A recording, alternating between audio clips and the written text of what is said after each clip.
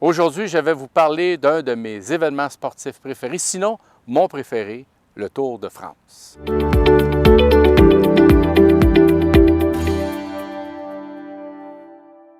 Écoutez, le Tour de France est intéressant pour plusieurs raisons. Mais d'abord, l'exploit individuel. Ces gens-là feront plus de 3000 km en une vingtaine de jours.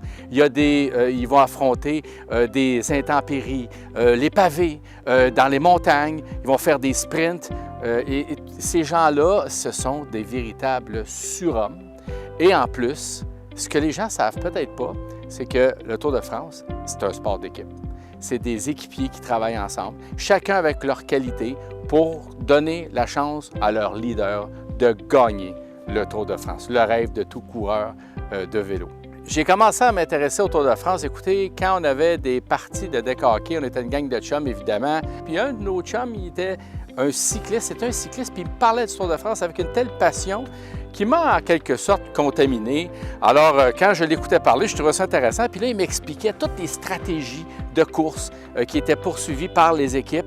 Et là, je me suis dit, coudonc, c'est-tu un sport d'équipe ou un sport individuel? Alors, je me suis mis à l'écouter et il m'a bien coaché. D'ailleurs, je le salue, c'est Louis Lamar. Il m'a coaché, puis c'est rendu que depuis 30-35 ans, j'écoute toujours le Tour de France. Et un de mes rêves dans ma vie, c'était un jour d'y aller. Et l'année passée, je suis allé avec ma famille. Mon garçon Benjamin, lui, est maintenant contaminé. Il ne parle que du Tour de France ou à peu près. Ma femme, la même chose. Alors, on a réalisé en famille un rêve extraordinaire. C'est d'aller à des étapes du Tour de France l'année passée. En 2022, on a assisté à 3 étapes.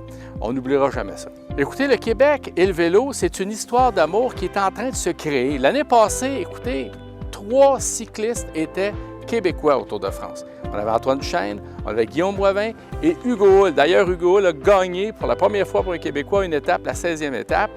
Et ça, c'est le début d'une histoire d'amour, je pense, parce que les Québécois de plus en plus utilisent le vélo pour se déplacer. C'est écologique, mais de plus en plus, c'est une activité physique qui est de plus en plus primée par les Québécois. Et donc, moi, je pense que le Québec pourrait devenir une puissance comme la Belgique, comme les Pays-Bas, par exemple, et peut-être la Slovénie. Ça serait intéressant de voir qu'est-ce qui va arriver avec les Québécois et l'amour pour le cyclisme. L'avenir nous le dira.